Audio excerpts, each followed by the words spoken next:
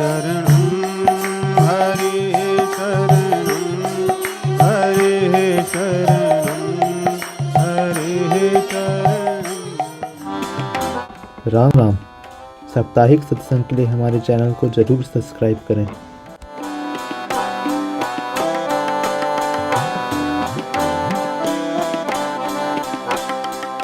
जयो सीता रानी की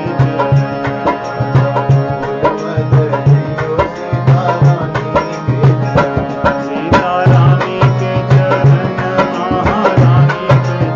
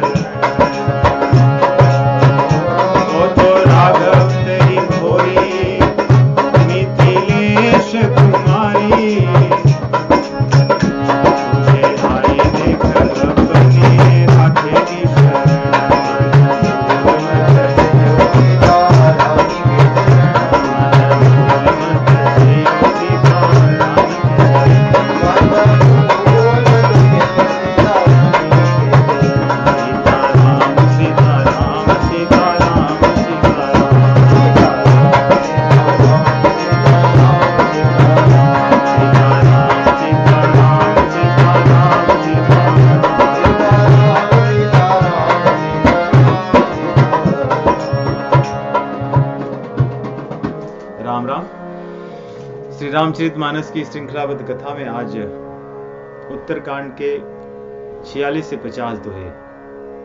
पिछले सप्ताह हम सभी पढ़ रहे थे भगवान श्री रामचंद्र जी अवधवासियों को गुप्त मंत्र बता रहे हैं भक्ति का, कि भक्ति को कैसे पाया जा सकता है या भगवान प्रसन्न किससे होते हैं। रामचंद्र जी यहां पर ज्ञान और भक्ति की तुलना भी करते हैं। कहते हैं ज्ञान मार्ग से भी मुझे प्राप्त किया जा सकता है, परंतु है बहुत कठिन, और भक्ति मार्ग से मुझे प्राप्त करना बहुत सुगम है। इसके अतिरिक्त अंतर एक ये है कि ज्ञान मार्ग से यदि भगवान को हम पा भी लें तो भगवान को उतनी प्रसन्नता नहीं होती, क्योंकि वहां पर प्रेम की कमी होती है। ज्ञान मार्ग में अपने बल पर साधक तत्व को अपने हृदय में अनुभूत करता है, जो सर्वव्यापी एक रस जो ब्रह्म है, सच्चिदानंद घन है, उसकी वो अनुभूति करता है। इसलिए भगवान को पा तो जाता है, परंतु वहां पे द्वैत नहीं होता, अद्वैत होता है, एक ही होता है। तो एक ही में प्रेम नहीं होता, प्रेम के लिए तो दो की आवश्यकता होती है। परंतु भक्ति में द्वैत है, यहाँ पे दो जन है, एक प्रभु है और एक भक्त है, एक सेवक है और एक सेव्य है, एक स्वामी है और एक दास है। इस प्रकार जब द्वैत होता है तो वहां प्रेम होता है। भगवान से हम अपना संबंध स्थापित करते हैं और भगवान को वो अच्छा लगता है। संबंध वाले जो प्रेम है वो प्रभु को अच्छा लगता है। इसीलिए राम कहने से अधिक यदि हम जानकी वल्लभ कहें तो भगवान को अधिक अच्छा लगता है, क्योंकि वहां पर जानकी माता जी से जुड़े संबंध जो हैं वो प्रभु को अच्छे लगते हैं। दशरथ नंदन भगवान को अच्छा लगता है, यशोदा लाल अच्छा लगता है हमें, देवकी नंदन अच्छा लगता है, क्योंकि वहां पर भक्तों का संबंध जुड़ जाता है। सीतापति, राधापति, ये भगवान को अच्छा लगता है। यही भक्ति की विशेषता है कि वहां पर बस संबंध स्थापित हो जाता है और उससे भगवान को पाना सरल हो जाता है। संबंधों में एक बात और होती है कि संबंध में यदि कोई कमी रह जाए तो वहां पर क्षमा हो जाता है। एक दूसरे की कमी को जो दो प्रेमी और प्रेमास्पद होते हैं वो क्षमा कर देते हैं, उस पर ध्यान नहीं देते। वैसे ही भक्ति मार्ग में यदि कमी रह जाए, उस कमी पर भगवान ध्यान नहीं देते, लेकिन प्रेम हमारा निश्चल हो, प्रेम हमारा वास्तव में हो, स्वार्थ का ना हो तब। तो इस प्रकार की सभी जो सैद्धांतिक और गुप्त बातें हैं भक्ति की, भगवान बताते हुए एक और कहते हैं कि सारी बातें तो मैंने तुम्हें बता दिया, एक और गुप्त बात रह गई, वो सुन लो। वो क्या है? और एक गुप्त मत, और एक गुप्त मत, सब ही कहो समुझा कर जोरी, शंकर भजन बिना नर भगति न पावे मोरे। तो भक्ति की विशेषता प्रेम से है। तो यहां पर भगवान शिव जी परम भागवत हैं, भगवान के अनन्य भक्त हैं। ऐसे भक्त कहते हैं कि शिव बिन को रघुपति व्रत धारी, बिन वग तजी सती अस नारी। सती जैसी पत्नी को भगवान शिव जी ने बड़ी सरलता से भगवान श्री रामचंद्र जी के प्रेम के कारण, भक्ति के कारण तज दिया। ऐसा दृढ़ प्रेम है। इसलिए भगवान शिव जी भागवतों में श्रेष्ठ हैं। भागवत पुराण में आता है, वैष्णवा नाम यथा शंभु, कि वैष्णवों में जैसे शंभु सबसे श्रेष्ठ हैं, ऐसा उदाहरण आता है। इसलिए भगवान कह रहे हैं कि भगवान शिव जी की कृपा यदि हो तो भक्ति मिलना सरल हो जाता है। शंकर भजन बिना नर, और शिव जी की कृपा कैसे होगी? किसी व्यक्ति की कृपा तब होती है जब हम उस व्यक्ति के अनुकूल चलते हैं। यदि छोटे बच्चे हो, हमारी बात खूब मानते हो, तो हम उनके लिए मन में बहुत अलग प्रेम रखते हैं, उनके बारे में सदैव चिंतन करते हैं। बिना मांगे भी उनके लिए जो अच्छी वस्तुएं होती हैं हम उनके बारे में सोचते हैं, यदि कोई हमारे अनुकूल हो तो। वैसे ही भगवान शिव जी कृपा तब करेंगे जब हम भगवान शिव जी के अनुकूल होंगे, वो चीजें करेंगे जो उनको अच्छी लगती हैं।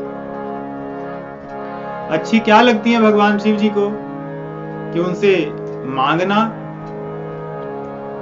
कि धन दीजिए, संपत्ति दीजिए, वैभव दीजिए, संसार में पद प्रतिष्ठा ऐश्वर्य दीजिए, ये भगवान शिव जी को नहीं अच्छा लगता है।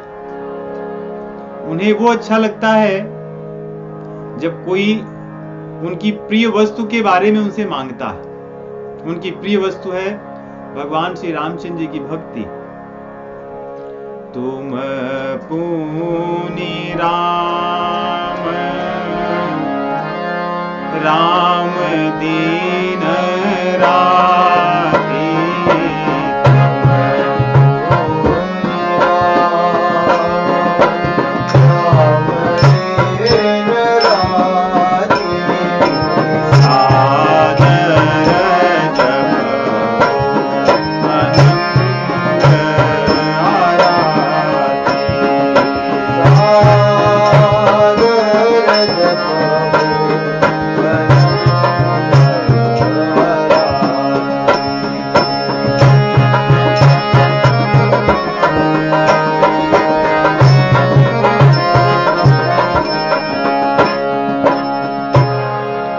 दिन रात उनकी ये धुन चलती रहती है राम राम की, दिन रात। इतना उन्हें प्रेम है। यदि हम भी उसी से प्रेम करेंगे तो भगवान शिव जी की सहज कृपा हमें प्राप्त होगी। ऐसा प्रेम है भगवान शिव जी को इस 2 अक्षर के महामंत्र से, राम से। 87,000 वर्ष तक की समाधि में भगवान शिव जी गए थे। सती जी ने जब भगवान श्री रामचंद्र जी की परीक्षा ली, भगवान शिव जी को अशोभनीय लगा, तब उन्होंने एकांतिक, साथ में रहते हुए भी एक एकांतिक वास किया, कि साथ में रहते हुए भी समाधि में चले गए। 87,000 वर्ष के बाद, 87 मिनट नहीं, 87 सेकंड नहीं, 87 वर्ष नहीं, 87,000 वर्ष। ये उस युग की बात है। इतने वर्षों के बाद उनकी समाधि टूटी, और समाधि टूटी तो क्या सोचने लगे? जो समाधि में सोच रहे थे वही सोच रहे हैं। राम नाम शिव सुमिरन लागे,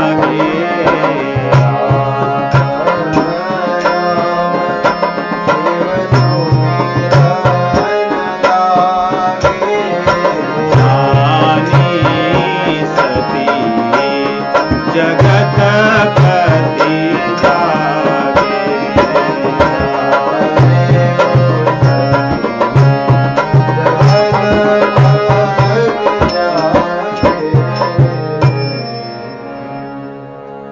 राम नाम शिव सुमिरन लागे। समाधि टूटते ही राम राम ही जप रहे हैं। समाधि में जाते समय भी राम राम, समाधि में भी राम राम, और समाधि से बाहर आते समय भी राम राम। ऐसा प्रेम है उन्हें इस नाम से।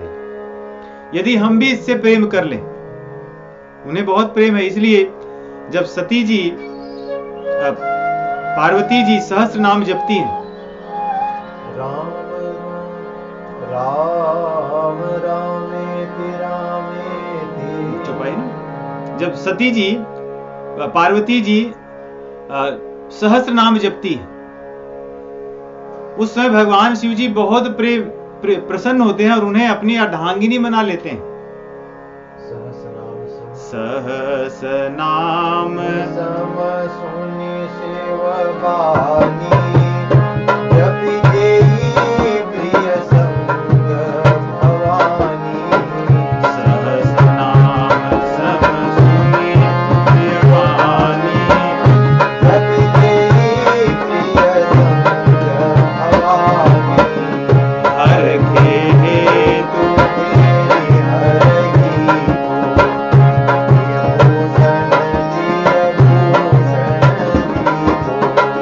भूषण तीय भूषण ती को। भगवान शिव जी इतने प्रसन्न हो गए जब सती जी सहस्त्र नाम जपती थी, परंतु उन्होंने जब समझाया कि राम रामेति रामेति रमे रामे मनोरमे, सहस्र नाम तत्तुल्यम राम नाम वरानने। हे वरानने, राम नाम ही कह लोगी वही सहस्त्र नाम के समान है। सहस्त्र नाम भगवान का तुम्हें जपने के लिए समय की बहुत अधिक समय लगता है, इसलिए बस राम कह लो। और उस बात को सुन करके पार्वती जी उस बात को मान गई और राम राम कहने लगी। इसलिए भगवान शिव जी उन्हें प्रसन्न होकर के उन्हें किय भूषण तीय भूषण ती को, उनको अपने शरीर की अर्धांगिनी जो कहते हैं, अर्धांगिनी उन्हें बना लिया। कहने का अर्थ यह है, ये उदाहरणों से, कि भगवान शिव जी को सबसे अधिक यदि कुछ प्रिय है तो भगवान का नाम प्रिय है। तो उनकी सहज कृपा प्राप्त करने के लिए भगवान के नाम का आश्रय है। इसलिए यहां कह रहे हैं, और एक गुपुत मत सबई कहूं कर जोरी, शंकर भजन बिना नर भगति न पावे। शंकर जैसे भजन करने के बाद ही, या शंकर की कृपा प्राप्त करने के बाद ही, तो भगवान शिव जी की कृपा हरि नाम के आश्रय से होगी। इसलिए हम सब इस छोटे से क्षणभंगुर जीवन में भगवान के नाम का आश्रय लें। यही शास्त्रों के श्रवण का, पठन का, यही एक मात्र निष्कर्ष है इस कलयुग में। अन्य साधनों से भगवान की कृपा मिलती होगी, परंतु कलयुग में तो कठिन है, बहुत कठिन। आगे रामचंद्र जी कह रहे हैं, पूछ रहे हैं अवधवासियों से, तो मैंने जो तुम्हें समझाया भक्ति मार्ग, इसमें तुम्हें कुछ कठिन लग रहा है क्या? न तो इसमें योग करना है, न तो इसमें कोई यज्ञ करना है, न इसमें कोई जप तप है, न तो कोई इसमें उपवास है। भगवान को जो भोग लगाना है वही भोग लगा के प्रसाद ग्रहण कर लिए। कोई नई चीजें नहीं करनी है कि इतने दिन तक नहीं खाना है, इतना बड़ा अनुष्ठान करना है। अन्य प्रकार के जप, अर्थात अन्य प्रकार के जपों की बात है, उनको यहां करने की आवश्यकता नहीं। बस राम राम कहते रहिए, बस इतना ही करना है। बड़े बड़े यज्ञ करने की आवश्यकता नहीं है, भगवान के नाम का ही यज्ञ कीजिए, इसी से भगवान प्रसन्न होंगे। और बहुत योग नहीं करना है, अर्थात यम नियम, आसन, प्राणायाम, प्रत्याहार, धारणा, ध्यान, समाधि, जो अष्टांग योग बहुत कठिन है, क्लिष्ट है, कलयुग की शरीर के लिए बहुत कठिन है, इसको भी नहीं करना है। हाँ, योग करना है, भक्ति करके भगवान से प्रेम कर लें, प्रेम योग कर लें, ये करना है। कह रहे हैं इसमें कौन सा प्रयास है, कौन सी बड़ी मेहनत की बात है। और आगे भक्ति कैसे पाई जा सकती है, भगवान श्री रामचंद्र जी उसको बता रहे हैं। ये तो सरलता बताई, अब भक्ति पाने के लिए हमें होना कैसे चाहिए, हमारे मन में हमारे भावनाएं कैसी, हमारा मन कैसा हो, हमारे आचरण कैसे हो। बहुत सरल है। सरल सुभावन मन कुटिलाई,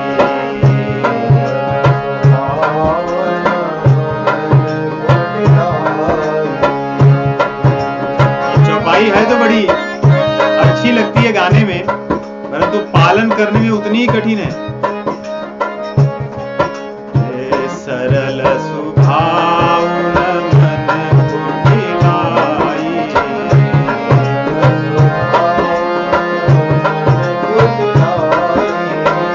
जथा लाभ संतोष सदाई,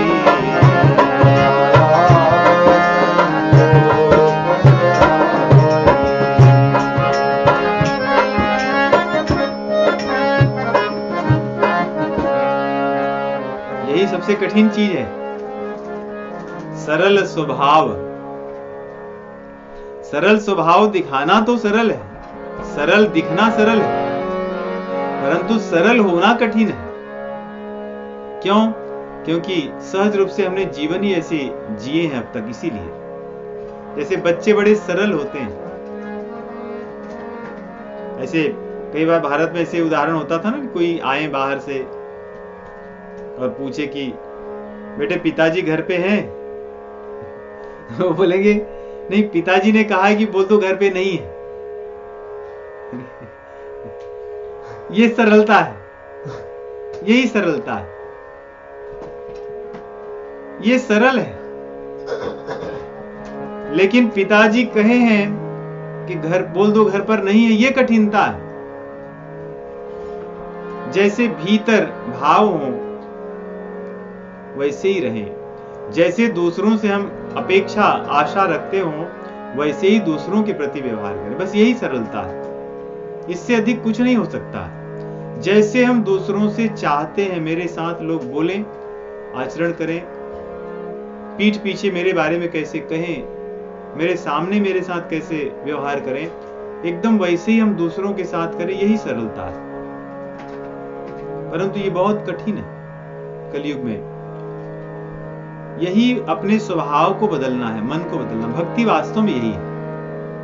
सरल स्वभाव न मन कुटिलाई, सरल स्वभाव न मन कुटिलाई, जथा लाभ संतोष सदाई, यथा लाभ संतोष सदाई। देखिए जथा लाभ संतोष, उसके बाद जो शब्द है वो बहुत आवश्यक है, बहुत महत्वपूर्ण। सदाई, सदैव। संतोष तो हमारे मन में होता है, ऐसा नहीं कि किसी के मन में संतोष नहीं है, परंतु सभी परिस्थितियों में संतुष्ट रहना। भोजन करने के बाद भोजन से संतुष्ट हो जाते हैं, हमारे मन में संतोष है। कोई जो सबसे प्रिय हमारे भोजन है, व्यंजन है, उसको भी ला के रख दे, फिर भी नहीं हम नहीं लेंगे। अंदर से भी मन होता है नहीं लेंगे, बाहर से भी मन है नहीं लेंगे।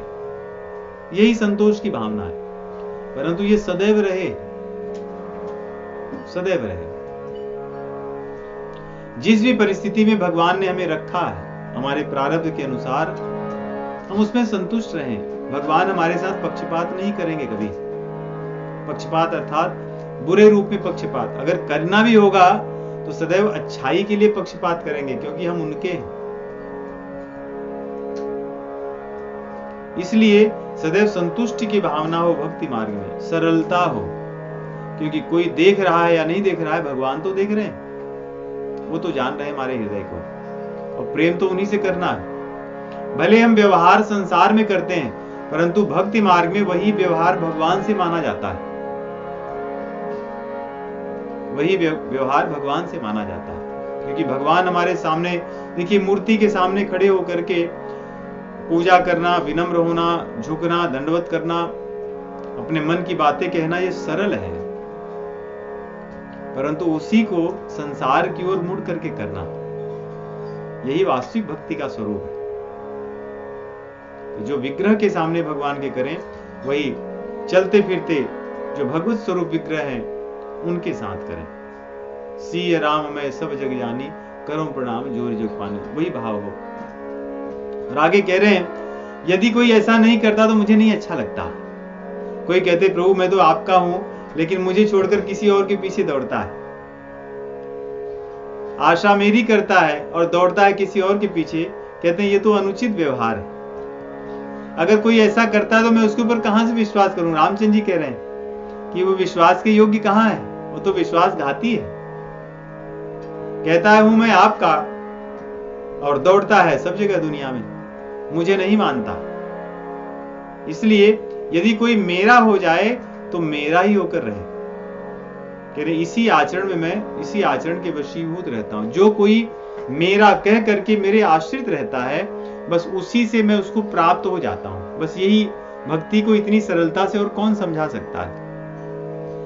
कह दे कि मैं आपका हूं और उसके बाद भगवान कह रहे हैं मेरे अतिरिक्त और किसी की आशा न करें, बस हो गई भक्ति।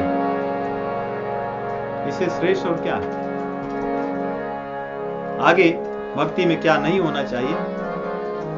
बैरन विग्रह आसन त्रासा,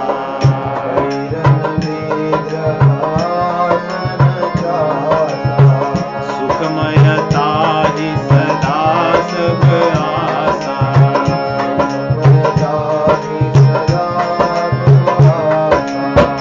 अनारंभ निकेत यमानी,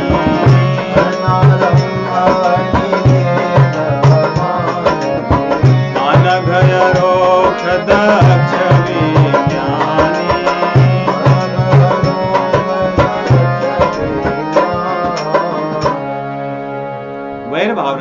किससे वैर करेगा, किससे करेगा? क्योंकि मैं कहां नहीं हूं, मैं तो सर्वत्र विद्यमान हूं। तो वैर किससे करेगा? इसलिए वैर न करे किसी से। वैर न विग्रह आश न त्रासा, न किसी से वैर, न किसी से आशा, न किसी को कष्ट दे, किसी को कष्ट ना दे। सुखमयता, यदि कोई ऐसा करता है तो सर्वत्र उसके लिए आनंद ही आनंद है। सुखमयता सदा सब आशा, सभी दिशाओं में उसको आनंद ही आनंद है। अनारंभ अनिकेत अमानी, संसार की चीजों के पीछे ना दौड़े। सोचिए, ये भगवान भक्ति मार्ग में कह रहे हैं। ऐसा नहीं कि हम अपने कर्तव्य कर्म न करें, परंतु दौड़े ना। संसार को पाने के लिए अपने जीवन को ना लगाएं, संसार को अपनी आवश्यकता अनुसार उपयोग करें, सेवा में लगाएं। जितने से अपना काम चल जाए उतने में संतुष्ट हो जाएं। अनारंभ अनिकेत अमानी, मान की आशा न करें और घर गृहस्थ में बहुत फंस न जाएं। कई बार व्यक्ति इतना फंस जाता है कि वृद्धावस्था में निकलने के समय में और फंस जाता है। ये तब होता है जब वो जीवन भर फंसा रहता है। ये कोई एक दिन की बात नहीं कि अचानक अब मैं रिटायर हो गया, अब मैं निकल गया, ऐसा नहीं हो सकता। जब आप अभ्यास किए रहोगे जीवन भर उसमें आसक्त न होने की, तभी ये संभव है। अनिकेत का अर्थ है जो घर गृहस्थ में बहुत अधिक न फंस जाए, बस काम भर से जुड़ा रहे। जैसे मूंगफली का छिलका काम भर को जुड़ा रहता है, जब खाना होता है उसको जैसे ही भुने हुए मूंगफली को ऐसे छूते हैं वो निकल जाता है और उसका बीज अलग हो जाता है। काम भर को जुड़े रहे, क्योंकि काम कर्तव्य को करना है अपना, उसी में पड़े ना रहे, अभ्यास करें निकलने का। और कह रहे हैं मेरा जो भक्त होता है वो दक्ष होता है, अर्थात एक्सपर्ट होता है, कुशल होता है, प्रवीण होता है, मूर्ख नहीं होता है। इसलिए हम कुशल रहे। देखिए बुद्धिमानी यही है। अगर बुद्धिमानी नहीं होगी तो अनिकेत कहां से होगा? बुद्धिमान है इसीलिए संसार में फंसता नहीं है, क्योंकि सब चीजों को देखता है और विज्ञानी है, समझता है सब। ये कुछ काम की चीजें नहीं है, ये कुछ काम आने वाली नहीं है, इसलिए इसमें बस चले चलो, काम निकालते चलो। ये उसकी बुद्धिमत्ता है, यही विज्ञान है। सब कुछ शास्त्र को हम जान लें, लेकिन शास्त्र का रहस्य तो यही है कि संसार हमारे काम का नहीं है, इसको काम में ले लेना है हमें और भगवान को पा लेना है शरीर से। यही बुद्धिमत्ता है। तो कह रहे मेरा भक्त बुद्धिमान होता है, मूर्ख नहीं होता कि बस इसी में लगा रहे। वो इसका उपयोग कर लेता है और इस उपयोग करके मुझे पा लेता है। तो भक्तों पर भगवान को बहुत गर्व है, नहीं? भक्तों को भगवान बुद्धिमान मानते हैं। ज्ञानियों को, ज्ञानी तो वही है वो, परंतु भगवान उनको ऐसा नहीं कह रहे हैं, वो भी होते ही हैं, परंतु कह रहे मेरा भक्त बुद्धिमान होता है, क्योंकि वो सार सार को गई रहे थोथा दे उड़ाए। जो काम की चीजों को लेके बाकी को फूंक करके उड़ा देता है। इसीलिए कह रहे कबीरदास जी की साधु ऐसा चाहिए जैसे सूप सुभाए, सार सार को गही रहे थोथा दे उड़ाए। सूप जो अनाज को पछोड़ने का, साफ करने का होता है, जब उसको फटकारते हैं, फटकते हैं, तो फटकने पर जो थोथा है वो भूसी चले जाती है और अन्न पास में रह जाता है। संसार को ऐसे ही जिए हैं, थोथे को उड़ा दें, सबके साथ हंस मिल करके सामने से राम राम कर लें और अपना मन तो भगवान के चरणों में, भक्तों के संग में, उनके प्रेम में, इसमें लगा दें। बाकी सबको राम राम जिसकी जैसी अपनी हो सके सेवा प्रेम से बोल लें, इतना कर देना चाहिए। यही बुद्धिमत्ता है। आगे बड़ी सुंदर बात कह रहे हैं कि वो कुछ मांगता नहीं है, यहां तक कि स्वर्ग अपवर्ग भी की इच्छा नहीं रखता। मेरे भक्त की भगवान आशा क्या कर रहे हैं भक्त से? कह रहे हैं मेरे भक्त की आशा कुछ भी नहीं होनी चाहिए, न तो स्वर्ग न तो अपवर्ग। इन सबको कैसा समझना चाहिए? तिनके के समान, कि न मुझे स्वर्ग चाहिए न मुझे अपवर्ग चाहिए। क्या चाहिए? मुझे आप चाहिए। गुरु जी हमारे एक भजन गाते हैं, न अर्थ चाहिए धर्म चाहिए, न धर्म काम चाहिए, कौशल्या कुमार मुझे अर्थ चाहिए न मुझे, अर्थ चाहिए न धर्म काम चाहिए, कौशल्या कुमार मुझे राम चाहिए, कौशल्या कुमार मुझे राम चाहिए। कुछ नहीं चाहिए, यदि चाहिए तो केवल भगवान चाहिए। भगवान कहते कुछ नहीं चाहिए, ये भक्त के लक्षण। मन में भाव ये सदैव, देखिए ये चीजें ऐसी लगती हैं बड़ी उच्च श्रेणी की हैं, लेकिन उच्च श्रेणी पर पहुंचने के लिए इसको हम सदैव सोचने लगे कि कोई काम आने वाला नहीं है, कुछ काम आने वाला नहीं, बस भगवान काम आने वाले हैं, इसलिए भगवान चाहिए मुझे। कहने लगे अपने आप से, सदैव कहने लगे, भगवान से भी कहें प्रभु मुझे आप चाहिए, आप मिलिए मुझे। ऐसे कहते कहते आदत हो जाती है। फिर एक बार जब झटका चोट लगती है तब वो आदत हृदय में, झूठी आदत हृदय में दृढ़ हो जाती है। जैसे जब पतझड़ आता है तो पत्तियां वैसी की वैसी दिखती हैं, उनका रंग धीरे धीरे बदलने लगता है। वो सभी पत्तियों की तरह वे भी उसी में लटकी रहती हैं, ऐसा लगता है वे भी वैसे ही है, लेकिन इन पत्तियों का रंग बदल चुका है। जैसे ही वायु का झोंका आएगा रंग बदली हुई पत्तियां गिर जाएंगी, बाकी जिनका रंग नहीं बदला वो लगी रहेंगी। वैसे जब हृदय में हम धीरे धीरे भाव ऐसे करते रहेंगे, धीरे धीरे धीरे धीरे धीरे धीरे, कभी एक जोर से माया का जब चपेटा लगेगा तब लगेगा ये बात तो सही थी जो मैं कहता, नहीं यही होना चाहिए। तब वो हृदय में बात पक्की हो जाएगी कि बस मुझे आप ही चाहिए, मुझे और कुछ नहीं चाहिए। इसलिए कम से कम हम भगवान से कहने लगे कि नहीं भगवान ही चाहिए मुझे, और कुछ नहीं चाहिए। और ये भगवान की आशा है भक्तों से अपने। एक आशा और भगवान की है, बहुत सुंदर है, ये ध्यान रखनी चाहिए। विशेष करके हम लोग जो दूसरों से मिलते हैं, प्रयास करते हैं कि दूसरों को भी भगवान की बातें बताएं, या जैसे प्रीचिंग करते हैं इस प्रकार के, ऐसे लोगों के लिए भक्ति पक्ष हट नहीं चढ़ता,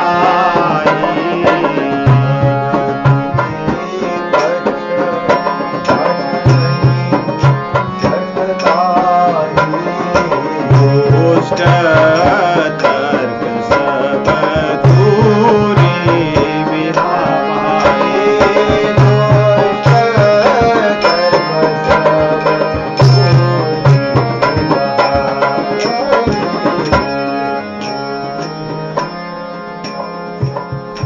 भगति पक्ष हठ नहीं सठताई,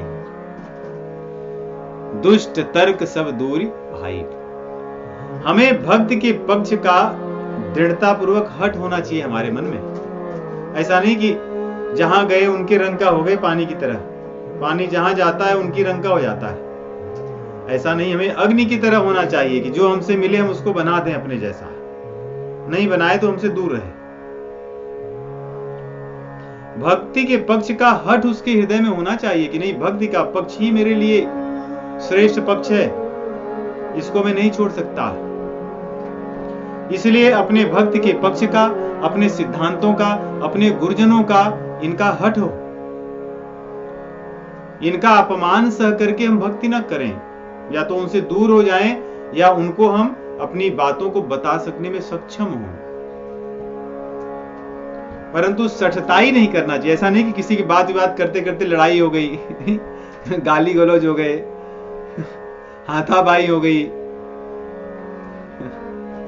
कि अब हम आपसे कभी जीवन में बात ही नहीं करेंगे, ऐसा ना हो। वहीं पर अपनी बुद्धिमानी का उपयोग करना चाहिए कि अपनी पक्ष भी रखें, विवाद भी ना हो। विवाद होते रहे तो कैसे बच जाएं। इसलिए भगवान कह रहे हैं भक्ति के पक्ष का हट हो, अपने सिद्धांतों का हट हो, गुरुजनों का हट हो, परंतु शठता ना हो, मूर्खता ना हो, कि मूर्खता पूर्वक न बोलें किसी से। वाणी सदैव मिठास से भरी हो, प्रेम से भरी हो, अपने सिद्धांत के प्रति दृढ़ता हो, उसको न छोड़ें कि हाँ भाई नहीं हम तो भक्ति करते थे परंतु जब से इनसे मिले तो हमने भक्ति अब छोड़ दी है। ऐसे भी मिलते हैं लोग कि अब मैं नहीं मानता, अब मैं अलग मार्ग को चुन लिया। कहते हैं भक्ति ये नहीं है। इसलिए अपनी भक्ति के पक्ष पर हम दृढ़ रहें। भगवान से जो हमारा प्रेम है, जिसमें हमारा मन लगा है, वो हमारे हैं, बस वो भाव। कई ऐसे एक हमारे मित्र थे, खूब पूजा पाठ जप इत्यादि सब करते थे,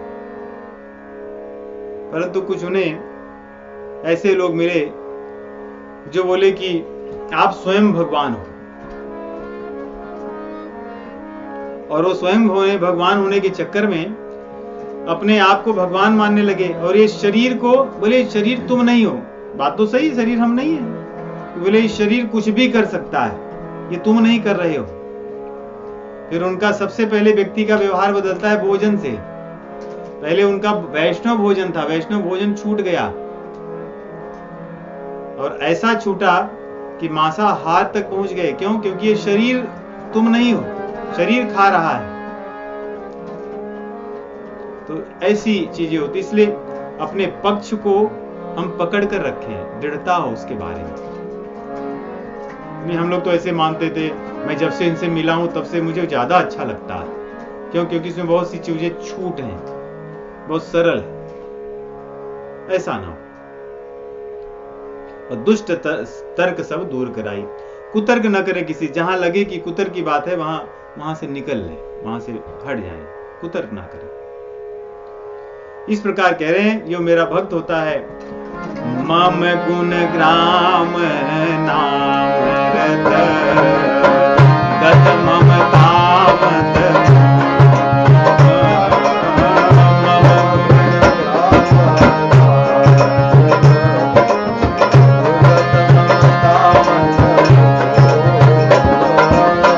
ताकर सुख सोई जानहि चिदानंद संत अदानंद संत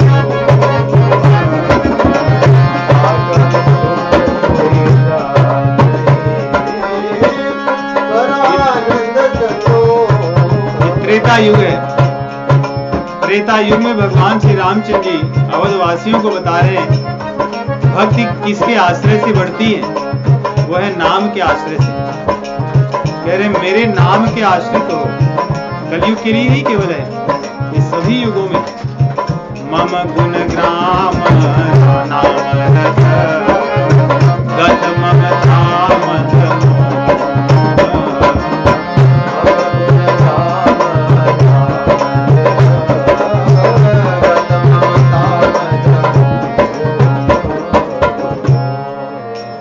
एक सिद्धांत है। इस सिद्धांत को भगवान श्री रामचंद्र जी स्वयं कह रहे हैं, और कलि पावनावतार चैतन्य महाप्रभु ने इसी बात को कही है संस्कृत के श्लोक में कि तृणादपि सुनीचेन तरोरपि सहिष्णुना अमानिना मान देन कीर्तनीय सदा हरि। भगवान का यदि कीर्तन करना है, भगवान के नाम को ग्रहण करना है, तो हमारे हृदय में अमान की भावना हो।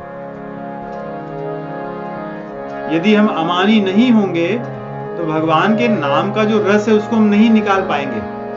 रस तो उसमें है, हम जपेंगे भी, परंतु उसमें से निकलेगा नहीं। इसलिए अमानी हो जाएं। गत ममता मद मोह, तब उसमें से रस निकलेगा। कह रहे हैं वो रस वही जानता है जो उस रस को पीता है, बाकी लोगों को उस रस के बारे में नहीं पता है। इसलिए भगवान के मुख से, श्रीमुख से निकली इस रसमय वाणी को कि उनके नाम से ही वास्तव में भक्ति दृढ़ होती है। हम लोग अपने जीवन का आश्रय, भक्ति का आश्रय नाम को ही बनाएं। अन्य साधन जो कर रहे हैं ठीक है, परंतु नाम को ही दृढ़ता से हृदय में धारण कर लें। इससे प्रभु हमें मिल जाएंगे, उनका रस मिल जाएगा, उनका प्रेम मिलेगा। इस प्रकार भगवान श्री रामचंद्र जी अवधवासियों को बताते हैं। अवधवासी भगवान को कहते हैं कि हमारा और कोई नहीं, आप ही सब कुछ हैं। यही अवधवासी होने का लक्षण है। कि भगवान के अतिरिक्त किसी को और कुछ न माने। भगवान ही सब कुछ है, माता पिता भाई बंधु स्वामी सखा सब आप हैं और आप ही हमारे हितकारी हैं, ये भी बात माने। और हमें जो रामचंद्र जी कहे हैं वही हमारे लिए सर्वोपरि शिक्षा है, इस बात को माने। और एक बात जो अवधवासी हमारे लिए कह रहे हैं, हमें ध्यान रखना चाहिए, इससे अपराधों से हम बचते हैं। कह रहे हैं वास्तव में दो ही लोग हित करने वाले हैं संसार में, एक भगवान और एक भगवान के भक्त। ये कभी अहित नहीं करते किसी का। नहीं, कई बार ऐसा लगता है कि ये भक्त है, पता नहीं क्यों इतना मुझसे पूछते हैं, कहते हैं ये करो वो करो, ऐसे भी बताते हैं। वास्तव में आपका हमारा हित चाहते हैं, इसलिए वो कहते हैं। उन्हें उसके बदले में कुछ नहीं चाहिए, बस उनको प्रेम है कि सभी के जीवन में भगवान की भक्ति हो, इसलिए वो कहते हैं। इसलिए यहाँ कह रहे हैं अवधवासी लोग कि हेतु रहित जग जुग उपकारी, हेतु रहित जग जुग उपकारी, तुम्हार सेवक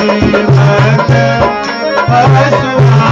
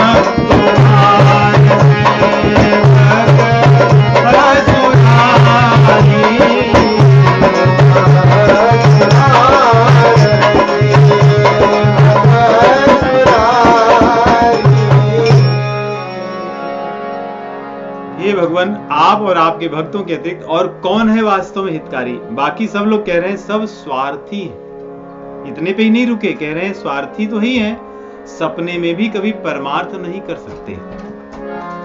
मान लो कोई किसी को सहायता करता है तो पुण्य कमाने के लिए करता है, तो उसका स्वार्थ हुआ परमार्थ हुआ?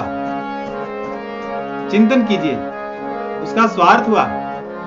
कोई किसी को सहायता करता है कि मुझे पुण्य मिलेगा, परंतु भक्त किस लिए करता है? भगवान के कहने के कारण, भगवान की कृपा। भगवान की कृपा पाप पुण्य के परे है, वो परमार्थ है। इसलिए वास्तविक परमार्थ तो भगवत भक्ति में लोगों की सेवा करना है, वैष्णवों की सेवा, संतों की सेवा, भक्तों की सेवा, विप्रों की सेवा, द्विजों की सेवा, ये परमार्थ है। आगे शिव जी कहते हैं, हे उमा, ये अवधवासियों का सौभाग्य ऐसा है कि जिस सुख के लिए बड़े बड़े योगी सब तरसते हैं, वो सुख तो उन्हें ऐसे ही सुलभ है, रात दिन वो उसी में रहते हैं, इसलिए इनका सौभाग्य ऐसा है। आगे कथा आती है कि एक बार वशिष्ठ मुनि आए हैं, भगवान श्री रामचंद्र जी जहां विराजमान है। श्री रामचंद्र जी के महल में, मंदिर में वशिष्ठ जी आए। भगवान श्री रामचंद्र जी दौड़ कर गए, उनकी चरण वंदना करते हैं, सम्मान से उनको बैठाते हैं, पूजा करते हैं और पादों तक लेते हैं चरण धो करके। और मुनि अब कहने लग रहे हैं, कहते हैं गुरुदेव किस लिए आए, कैसे आपका पदार्पण हुआ? ये तो हमारा सौभाग्य है कि आप आए, बुला लिए होते। गुरुदेव कहने लगते हैं कि नहीं, मैं आया हूं जानबूझ करके। क्यों आया हूं? क्योंकि मैं कई दिन से मोहित हो गया हूं तुम्हारे आचरण को देखकर, कि कहीं कहीं तो आप भगवान के जैसे ऐश्वर्य आपका है, कहीं कहीं एक सामान्य मनुष्य की तरह आप रहते हैं। अवधवासियों के साथ आप अलग तरह से व्यवहार करते हैं, मंत्रियों के साथ अलग करते हैं। इस नगर में सनकादि आते हैं, नारद जी आते हैं, उनके साथ आप अलग आचरण व्यवहार करते हैं। आपको देखकर, आपके व्यवहार को देखकर मैं मोहित हो गया हूं। ये भगवान की माया है, योग माया, जिसके अधीन भक्त रहता है। और कभी कभी भगवान योग माया को हटा लेते हैं, तब उसका भ्रम कुछ समय के लिए भ्रमित हो जाता है। ऐसे ही योग माया के कारण ये भ्रमित हैं और आकर के भगवान से कह रहे हैं मैं समझ गया कि आप साक्षात भगवान हैं, इसीलिए मुझे एक घटना याद आ रही है। कौन सी घटना? उपरोहित्य कर्मयति मन्ना वेद पुराण प्रभृति गर्भिन्ना वेद पुराण जब न लेऊं मैं तब विधि मोही काला अब आगे सुख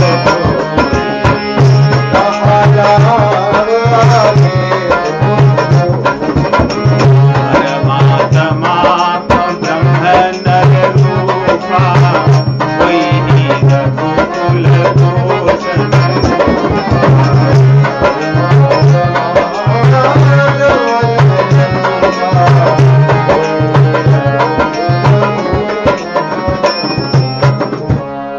सुंदर बात बता रहे हैं हम सभी के लिए। कह रहे हैं मेरे पिताजी ने मुझे कहा कि अब तुम्हें रघुकुल में जाना है। बोले किस लिए? बोले वहां पर तुम उपरोहित बनोगे। वशिष्ठ मुनि जी अपने पिताजी के चरण को पकड़ लिए कि ऐसा दंड आप मुझे मत दीजिए। बोले कैसा दंड? उपरोहित बनना बहुत पाप वाला काम है, ये कोई अच्छा काम नहीं है, मंदा है।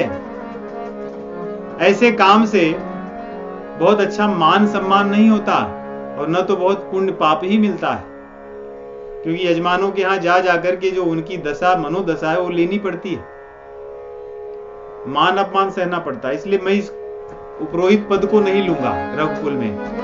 तब कह रहे हैं कि पिताजी ने मुझे कहा कि बेटे इसी कुल में भगवान का अवतार होगा, श्री रामचंद्र जी प्रकटेंगे। कह रहे हैं जब उन्होंने ऐसा बताया तब मैंने कहा कि चाहे जो हो, चाहे जैसा भी कर्म हो, यज्ञ हो, दान हो, व्रत हो, यदि वो भगवान को दिला दे तो वही सबसे श्रेष्ठ है। इसलिए काकभूषण जी भी कहते हैं कि जिस शरीर से मुझे रामचंद्र जी से प्रेम हो गया उस शरीर को मैं नहीं छोड़ना चाहता। जिससे भगवान मिल जाए उससे श्रेष्ठ और क्या कोई भी हो। इसलिए कह रहे हैं जब पिताजी ने ऐसा कहा तो मैंने हृदय में सोचा कि चाहे जो भी काम हो, जिस काम से राम मिले उस काम को क्यों छोड़ूं। इसलिए मैंने उसको स्वीकार कर लिया सहर्ष, इसलिए मैं यहां आया हूं। और अब भगवान से कहते हैं कि मेरा जो विचार है कि कोई भी हो, यज्ञ हो, जप हो, तप हो, दान हो, धर्म हो, यदि वो भगवान से नहीं जोड़ता तो व्यर्थ है वास्तव में। उस दान धर्म का कोई अर्थ नहीं है, उस यज्ञ तप का कोई अर्थ नहीं है, उस व्रत का कोई अर्थ नहीं है जो भगवान से न जोड़े। इसलिए ज्ञान भी यहां पे कह रहे हैं ज्ञान दया दम तीरथ ज्ञान दया दम जहाँ लगी धर्म कहत श्रुति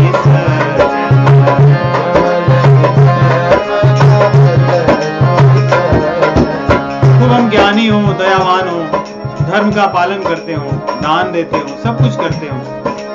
और आगे इतना ही नहीं, वेद पुराण को सब अच्छी तरह से जानते हो।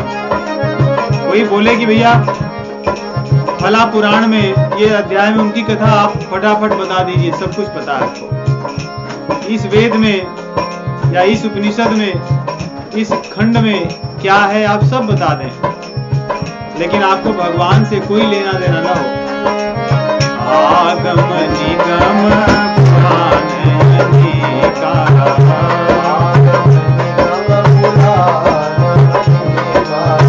पढ़े सुने कर फल प्रभु एका। सब चीजों का एक ही फल है। ऐसा क्यों बता रहे हैं वास्तव में? क्योंकि रघुकुल में आकर इन्होंने सब किया है, बड़े बड़े तप किए हैं, अनुष्ठान किए हैं, यज्ञ किए हैं, वेदों पुराणों को तत्वतः जानते हैं। कह रहे हैं ये सब कर तो लिया है मैंने, लेकिन जब तक आपके चरण कमलों में प्रेम न हो जाए, इन चीजों का क्या लाभ है? पढ़े सुने कर फल प्रभु का, क्या फल है, क्या होना चाहिए? हमें भी ध्यान यही रखना चाहिए। हम कुछ भी करें, सत्संग करें, भजन करें, कीर्तन करें, जप करें, भगवान के चरण कमलों में यदि प्रेम न बढ़ रहा हो तो चिंतित होना चाहिए। तव पद पंकज प्रीति निरंतर,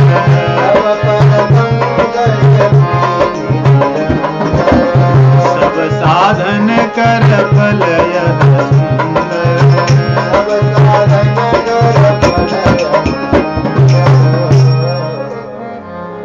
देखिए, ये तो सार बता दिया उन्होंने।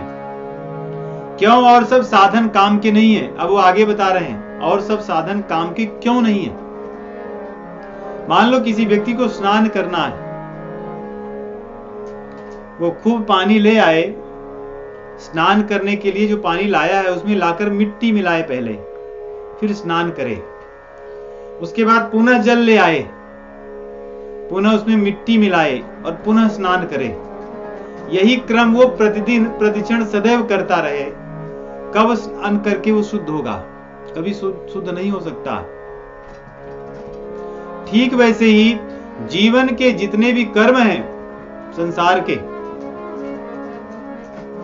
उनको करते समय कहीं न कहीं कमी रह जाती है, क्योंकि ये संसार काल की कोठरी है। इसमें आओगे कहीं न कहीं कालिक लगना ही है। वैसे हमें संसार के कर्म को करते समय कितनी भी सावधानी से करें, कहीं न कहीं चूक अवश्य होगी। और संसार के कर्मों की चूक उसको पुनः संसार में ही ले आने वाली है। जितने भी कर्म के आधार पर हैं साधन, वे सब साधन, जैसे आप तीर्थ गए, आपको कर्म करना है, आप वहां जाओगे, क्या आपसे अपराध नहीं होगा? अपराध आपसे होगा। तीर्थ में भोग विलास करना ही अपराध है। तीर्थ में वहां के जो वासी हैं, उनमें से किसी व्यक्ति के प्रति दुर्भावना रखना ही अपराध है। और आजकल तो बचना बहुत कठिन है। कोई न कोई मिल ही जाएंगे जो आपके इच्छा के प्रतिकूल आपसे व्यवहार करेंगे। तो तीर्थ जाना ऐसा लगता है कि बिना अपना ही अपराध का ही है। ये तो मैं भगवान से संबंधित और कोई संसार से संबंधित। आप मान लो धन से सेवा कर रहे हैं किसी की, उसमें से 4 लोग प्रसन्न हो गए, 3 लोग दुखी हैं, 1 लोग दुखी हैं, तो आपका कर्म तो पूर्ण नहीं हुआ, आपको पुनः दोष लगेगा। इसलिए संसार के जितने भी कर्म हैं वे सब दोषमय हैं। भगवान भगवत गीता में भी कहते हैं, सर्वारंभा ही दोषेण, सर्वत्र दोष ही दोष है। इसी बात को भगवान कह रहे हैं। तो गुरु वशिष्ठ जी कहते हैं, छूटई मल की मलही के धोए,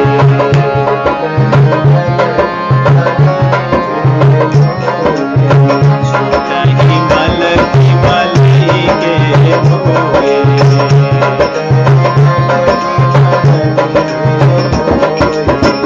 हित की पाव को भारी बिलोए,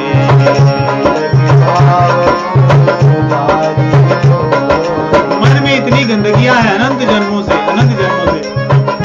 कि अच्छे कार्य करते समय भी कहीं न कहीं मन उसमें से कुछ न कुछ बुराइयां ढूंढ ही लेता है, इसलिए मैला हो जाता है। मन के मैल को हम कभी अपने कर्म रूपी मैल से या कर्म रूपी मैले जल से नहीं धो सकते। अन्य साधनों से धुलना मन का बहुत कठिन है। इसलिए कैसे साफ होगा? प्रेम भगति बिनु, प्रेम भगति जल बिनु रघुराई,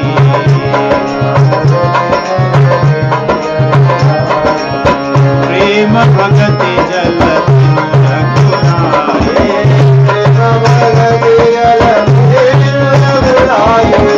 अभियंतर मल कबहु की जाई,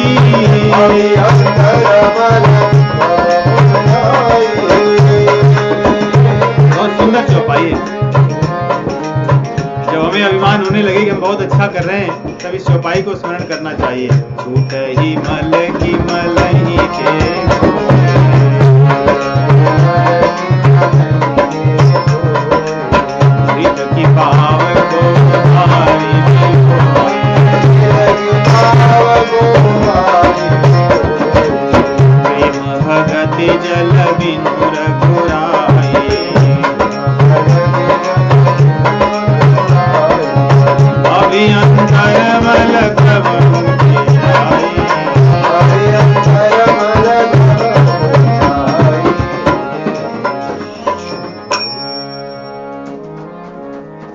इस प्रकार गुरु वशिष्ठ जी अपने मन की बात बता रहे हैं कि प्रेम भगति जल बिनु रघुराई।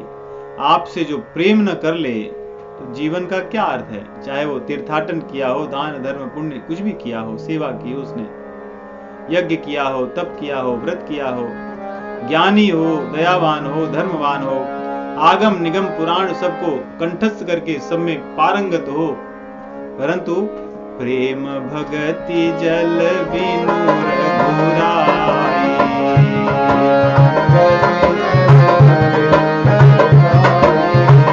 प्रेम भगति जल बिनु रघुराई।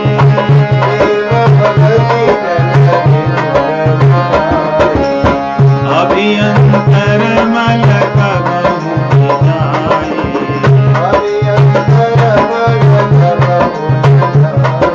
तो ये दिखता भी है आचार्यों में, जैसे बड़े बड़े ज्ञान मार्ग के आचार्य श्रीमदादि आदि शंकराचार्य भी ज्ञान मार्ग के श्रेष्ठ आचार्य हैं, श्रेष्ठतम आचार्य। उन्होंने भी अपना अनुभव यही बताया। भज गोविंदम भज गोविंदम भज गोविंदम मूढ़मते।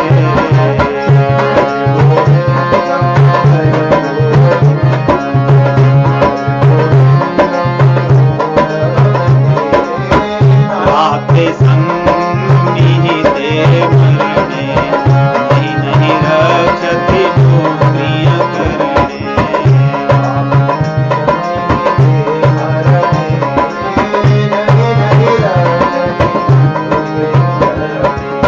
भज गोविंदम भज गोविंदम गोविंदम भज मूढ़मते।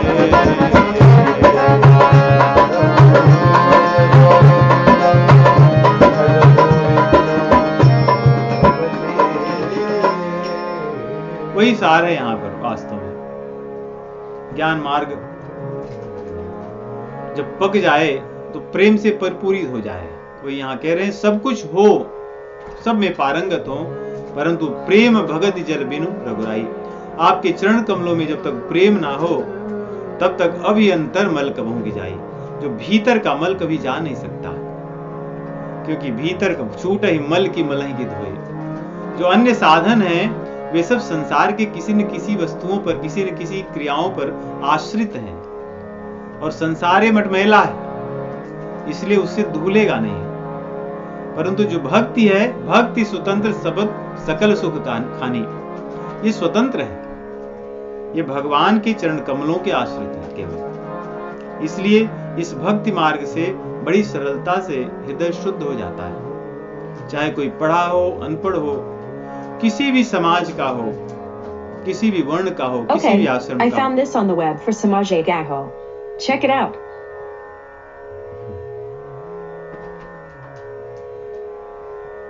कहीं से आ गया सीरी।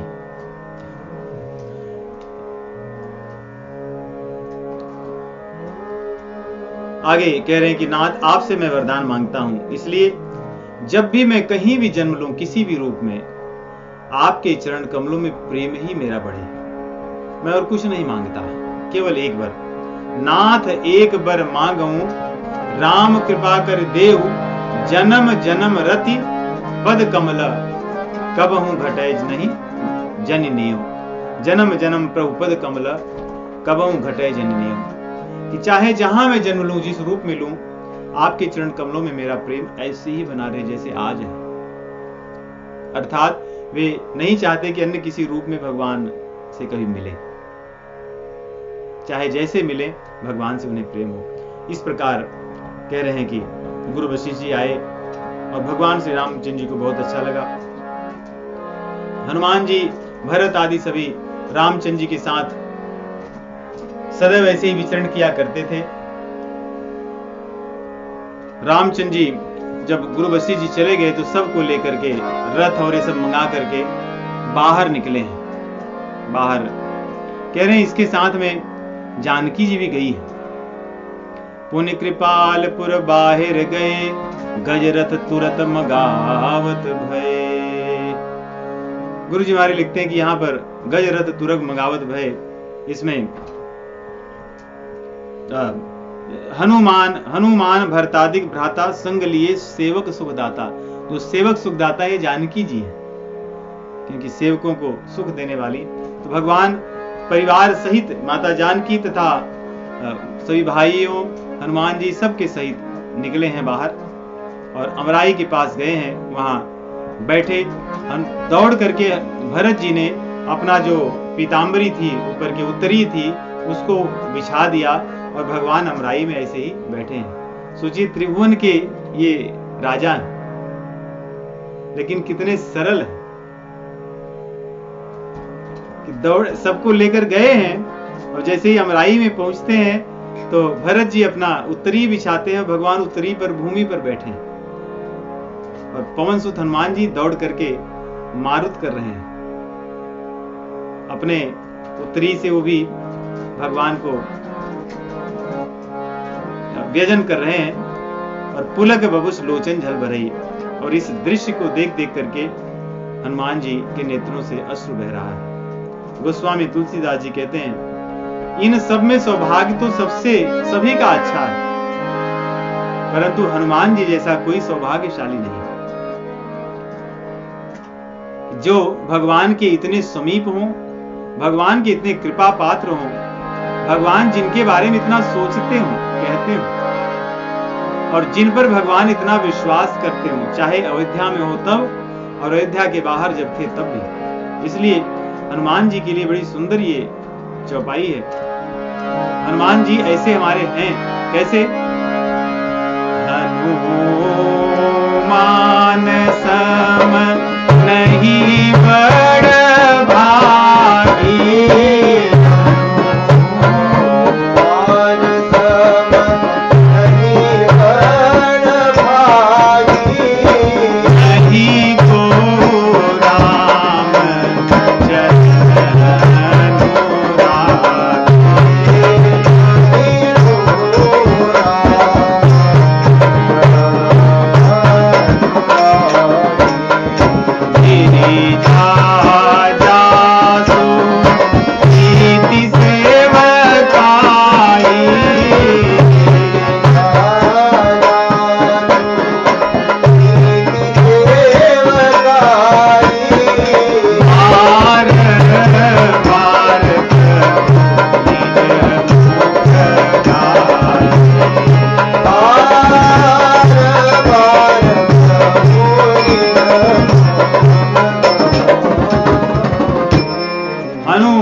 सम नहीं बड़भागी।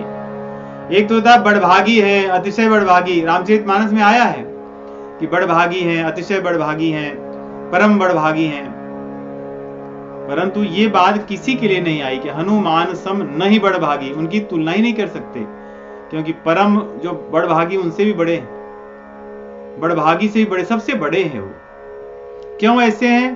क्योंकि उनके प्रेम का वर्णन, उनकी सेवा का वर्णन रामचंद्र जी स्वयं अपने मुख से बार बार सबको बताते हैं, सर्वत्र। जैसे छोटे बच्चे कुछ अच्छा उनको मिल जाए तो सबको बताते रहते हैं, उन्होंने हमें ये दिया। रामचंद्र जी सदैव अपने जीवन में हनुमान जी का ऐसे ही गुणगान किए। जहां भी अवसर मिलता, जिससे भी हनुमान जी के गुणों का बखान करते। इन्होंने हमारे ऊपर इतना ऋण लाद दिया है कि हम उससे कभी ऋण नहीं हो सकते। और हनुमान जी यहाँ बैठ करके मारुत कर रहे हैं, व्यजन कर रहे हैं, परंतु उनके नेत्रों से अश्रु बह रहा है। जहां भी हनुमान जी सेवा में होते हैं, ऐसे ही उनके नेत्रों से अश्रु बहते हैं। यत्र यत्र रघुनाथ कीर्तनम तत्र तत्र कृतबाष्प तत्र तत्र कृतमस्तकाञ्जलिं बाष्पवारि परिपूर्ण लोचनम नमत राक्षसान्तकम्। यत्र यत्र रघुनाथ कीर्तनम तत्र तत्र कृतमस्तकाञ्जलिं बाष्पवारि परिपूर्ण लोचनम मारुतिम नमत राक्षसान्तकम्। जहां जहां भगवान की कथा हो, चर्चा हो, वहां बैठ करके उनके सुनते हैं और नेत्रों से अश्रु बहता रहता। ये हनुमान जी का चरित्र है, ये उनका स्वभाव। तो कौन ऐसा बड़भागी होगा? इसीलिए रामचंद्र जी उनके गुणों का वर्णन करते हैं। यहाँ पर भी मारुत सुत तब मारुत करई, पुलक बपुष लोचन जल भरई, और उनके नेत्रों से अश्रु जल बह रहा है और वो मारुत कर रहे हैं। तो इस प्रकार हनुमान जी रामचंद्र जी की सेवा में One हैं, moment. और इसी समय नारद जी आते हैं। तो नारद जी की कथा हम Still लोग on अगले it. बार, नारद जी की कथा हम लोग अगले सप्ताह श्रवण करेंगे। हरि नाम संकीर्तन। Okay, I found this on the web for Yabarbu Maru Maru Kari Barbari Arun King Actress A Astra Gilberto High. Sitaram